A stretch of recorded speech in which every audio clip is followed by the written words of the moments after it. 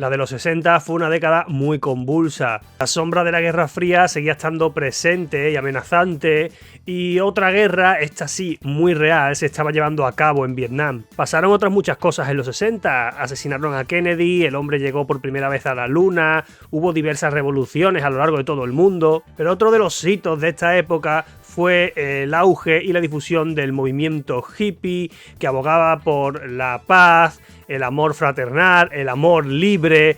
Y bueno, a raíz de este movimiento hippie, pues también tenemos otro de los acontecimientos relevantes de los 60, el consumo habitual de LSD para uso recreativo. Los 60 fueron una época de revolución, de experimentación con las drogas, con el sexo, con el amor, de revueltas políticas. Una década muy convulsa, como decía, y en una parte del mundo en concreto, en Japón, también se vivía cierta revolución a su manera, porque Japón está viviendo una revolución económica.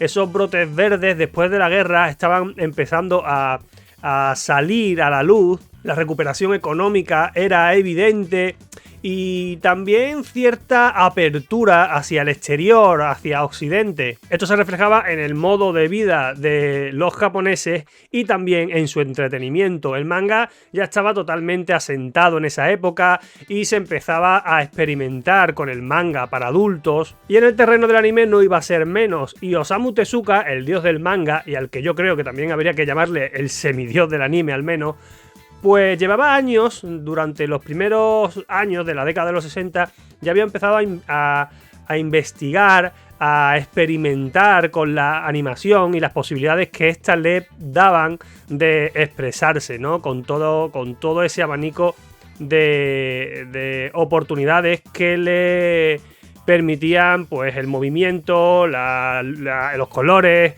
el sonido, la música. Así que a mediados de los 60... Tezuka se propuso un reto bastante ambicioso: llevar la animación para adultos al cine.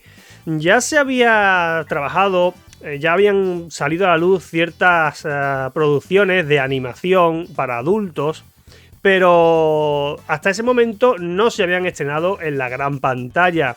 Tezuka quería crear una gran superproducción dirigida al público adulto, y para eso se unió con Eiichi Yamamoto, que lamentablemente nos dejó hace muy poquitos meses, y ambos, a través de Mushi Production, se pusieron manos a la obra para crear su primera película para adultos que se iba a estrenar en cine, Las Mil y Una Noches, una adaptación de varios de los relatos de esta obra, los relatos más conocidos de Las Mil y Una Noches, como el de Aladín, el de Ali Baba y los 40 ladrones, los viajes de Sinbad, etcétera, etcétera. Todo esto pasado por un filtro erótico, con mucha influencia de ese mundo, ¿no? De las drogas, del LSD, del rock psicodélico y de toda ese aura que desprendía el movimiento hippie. La historia de Las Mil y Una Noches nos presenta a Aladín, un tipo que se dedica a vender agua por la ciudad, que un buen día se queda enamorado, se queda prendido de una chica a la que están vendiendo en una trata de esclavos. Aladín no tiene dinero, así que aunque intenta pujar en esta subasta de esclavos,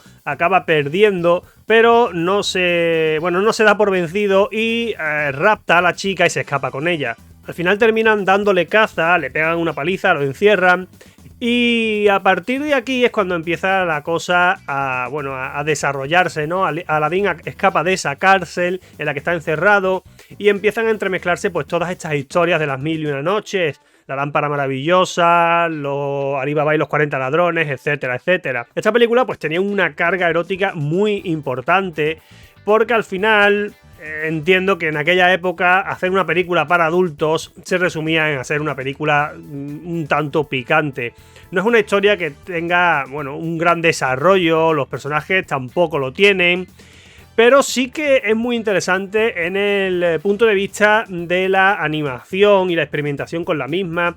Son muchas las escenas en las que vemos cómo se combina la imagen real con la animación, en otras cómo la animación se retuerce para mostrarnos pues esa, como decía antes, ¿no? Esa psicodelia de esos años y de ese movimiento hippie. Por momentos llega a ser incluso una película un tanto surrealista. Ya lo he comentado, ¿no? El argumento no tiene mucho sentido. De hecho, llega un punto hacia la mitad de la película en la que empiezan a aparecer extraterrestres que tienen problemas de pareja, ¿no? Problemas sentimentales y que están todo el día como chinchándose el uno a la otra. Y no sé, es una película muy extraña, pero no se hace aburrida. Y una cosa interesante que hay que comentar aquí es que es una película muy larga, excesivamente larga, dura más de 120 minutos, más de 2 horas. De hecho, es una de las películas de animación más largas que se han hecho nunca. Creo que también es importante hablar un poco sobre la producción de esta película, porque decía al principio que querían hacer una gran producción, Tezuka y Yamamoto, y la verdad es que lo consiguieron. Las Mil y una Noches es una película con un gran presupuesto para la época y con un equipo también gigantesco. De hecho, he leído por ahí y se comenta que fueron miles las personas que terminaron estando involucradas en esta película.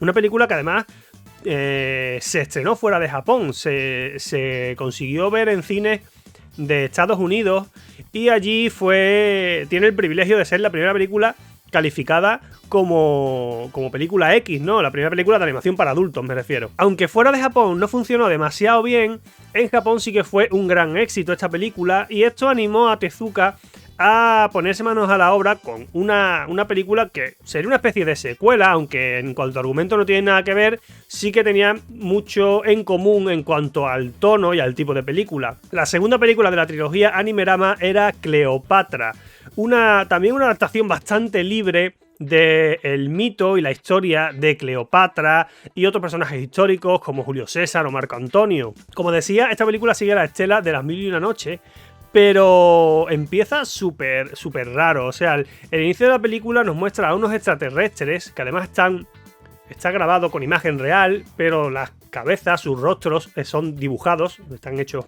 en animación.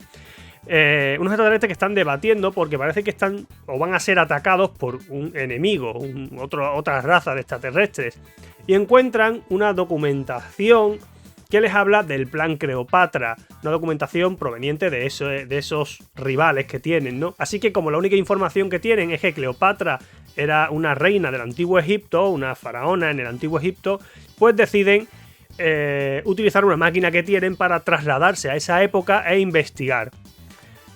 A esto no tenéis que echarle mucha cuenta porque después la película se olvida completamente de estos extraterrestres y de esa trama.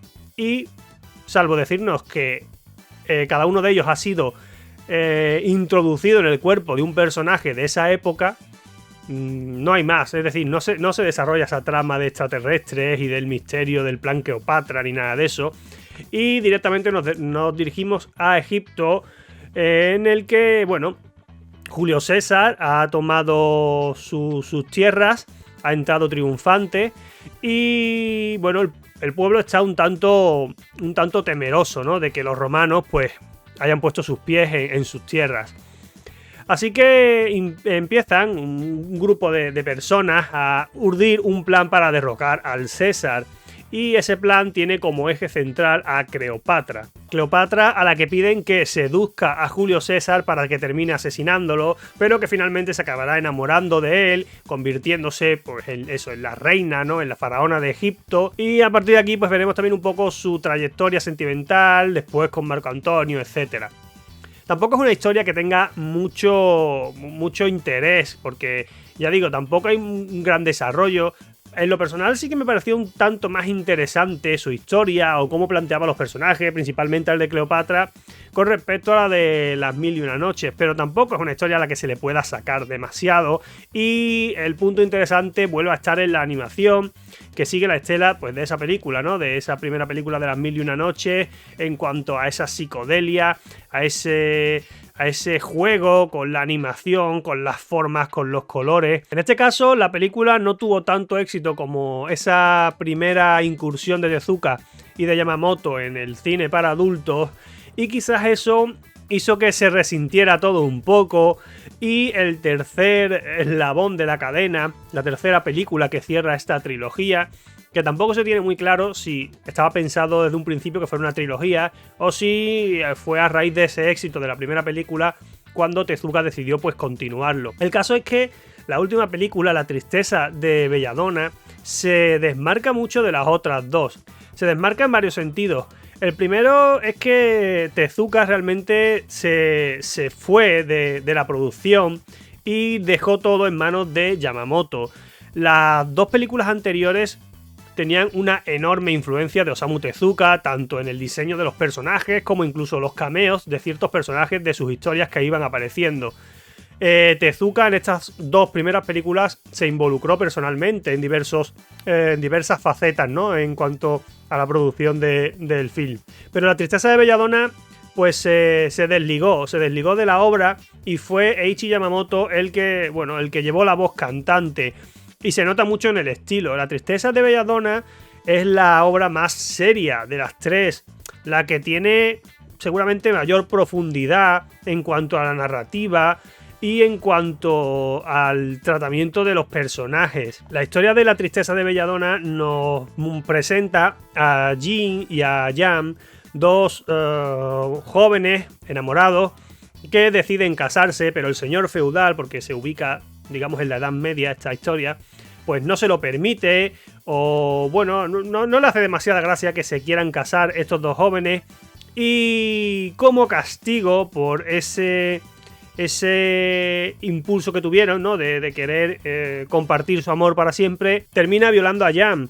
Y claro, esto va a afectar a la chica en todos los aspectos para toda su vida. Su novio, su marido, acabará cayendo en el alcoholismo, incluso mostrará cierto desprecio hacia la chica. Y esta, a su vez, para intentar salir de todos los problemas que le van surgiendo, firmará un pacto con el diablo. Un pacto que conlleva o tiene una importante carga sexual. Porque conforme Jan se vaya liberando su sexualidad, irá consiguiendo ciertas habilidades o ciertos privilegios, incluso ciertos poderes, podríamos llamarlo, que la irán, bueno, sacando de los distintos problemas en los que se va metiendo o que le van surgiendo a la chica, pero a su vez le irá metiendo en otros problemas aún más graves. La tristeza de Belladonna también es una película con una importante carga sexual, pero aquí el enfoque es otro, ¿no? Mientras que en las dos primeras el sexo se ve como algo cómico, algo lascivo en el sentido más chabacano, podríamos decir, del término. En La tristeza de Belladonna el sexo tiene un papel narrativo en la historia. El personaje de Jan se sufre y se conoce a sí misma a través de ese sexo que experimenta a lo largo de su vida. Y esa sexualidad, pues como digo, es el eje central también de la historia. Si bien en la historia y los personajes me parece la más interesante, en el apartado de la animación creo que las dos primeras jugaban y experimentaban más que La tristeza de Belladonna. Aún así, La tristeza de Belladonna también tiene bastante de, pues eso, ¿no?, de conceptual, de juegos visuales, de ese espíritu psicodélico del que hemos hablado, pero se basa más en imágenes estáticas, ¿no? No tiene ese derroche de animación. Supongo que también porque el presupuesto que tendrían sería más ajustado. El derroche vino con esas dos primeras películas. Y en este punto, Mushi Production, la productora de Tezuka, estaba a punto de cerrar y de quebrar. Así que creo que eso también influyó en que La tristeza de Belladonna sea más estática, aunque sigue teniendo escenas brutales en cuanto pues eso, ¿no?, al diseño de la animación. En general, creo que está un punto por debajo de las otras dos obras. Con esta película, pues se cierra este ciclo, esta trilogía conocida como la trilogía de Animerama, en la que, bueno, Tezuka y Yamamoto creo que exploraron de una forma muy interesante lo que viene a ser la animación para adultos, el sexo y todos ese ambiente que había en la década de los 60 y principios de los 70. Son películas muy interesantes que, si os gusta el anime, si os gusta la animación, os recomiendo que le echéis un vistazo, que les deis una oportunidad, aunque sea solo por eso, ¿no?, por ver un poco esa experimentación en cuanto al lenguaje animado que hacen estos dos maestros como son Yamamoto y Tezuka. Y es que la trilogía Animerama es un auténtico viaje animado.